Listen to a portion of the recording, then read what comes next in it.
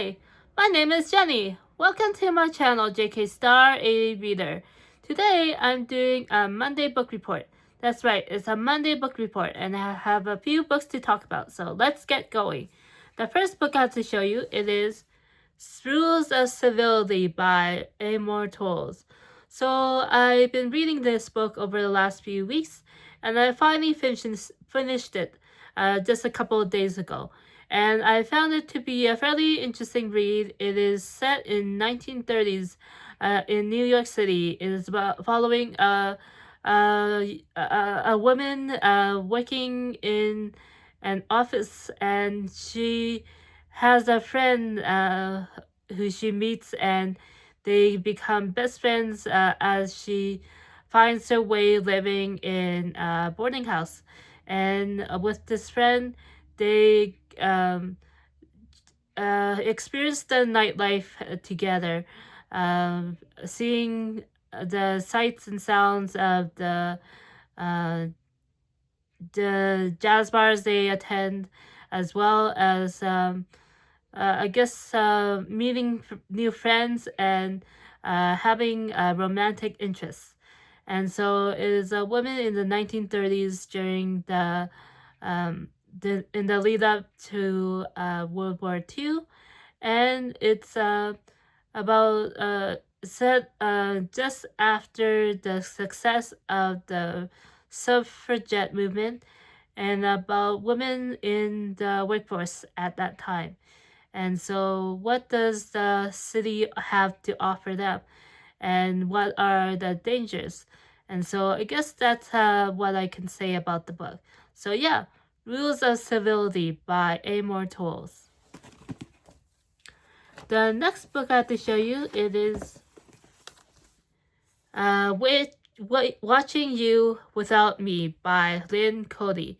So this is a new Nova Scotia author, and the book is set in Nova Scotia about a woman traveling home to look after her older sister. Their mother has passed away, and the older sister has a developmental disability. That means she is not able to look after herself. And so the younger sister must find a way to look after the older sister. Meanwhile, the younger sister has a life of her own as a busy attorney. And so, yeah. So this is Lynn Coady's Watching You Without Me, her most recent novel. Let's see if I can find the page. Published in 2019 by Canadian Press and Nancy Press. So yeah, I look forward to reading the rest of the book. I have reached the 74-page mark, and I look forward to reading the rest of seeing how everyday life in Nova Scotia, how it feels so rich and live in through the prose from this author. So yeah, I am enjoying it so far. Watching You Without Me by Lynn Coady. Here is another book I have to show you. It is Red Queen by Victoria Aveyard. So I've been reading this book last few days, and I'm finding it to be fairly interesting. It is a YA dystopian featuring one young woman. She is a thief and is part of the lower class Reds, while the upper class Silvers have all the magic and powers of this world. And somehow she ends up at the castle and meets the prince, I guess. So yeah, so far it's so good.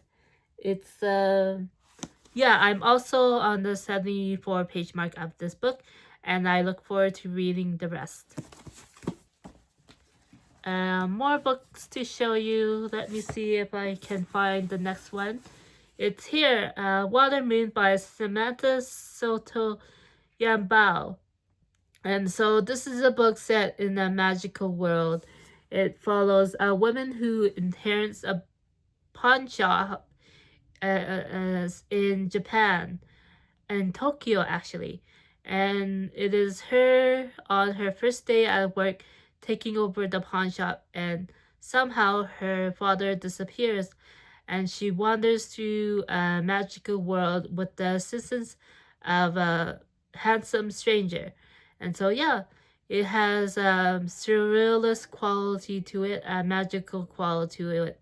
And so I look forward to seeing where the story goes. It's pretty vague with the description, so it'll be probably a delightful journey.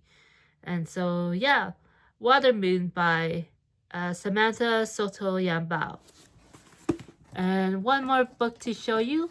With the first book I showed you, Rules of Civility, set in the Jazz Age, I thought I'd find a non-fiction book about it. And so this is Louis Armstrong, Master of Modernism.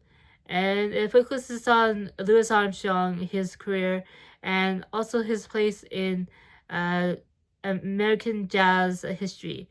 And so, yeah, set in the 1920s and 30s, how the jazz music of that time, a time of creativity, as well as tremendous change in the world, and what how the story of jazz is part of the story of the America. And so, yeah, Louis Armstrong, master of modernism. So thanks for watching this video, and I'll see you again next time. Bye!